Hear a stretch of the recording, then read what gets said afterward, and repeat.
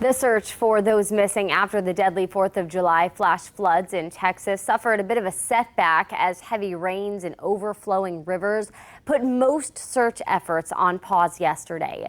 Local leaders in Texas say around 160 people are still missing. They're still unaccounted for at this point, and they have confirmed that 131 people are dead. Some of those still missing were visiting the area for the 4th of July holiday. It's the tourists that came in for the 4th weekend, the concert, the fireworks. We don't know how many we've lost. We've heard accounts of trailer after trailer after trailer being swept into the river with families in them. Can't find the trailers. That's just so overwhelming.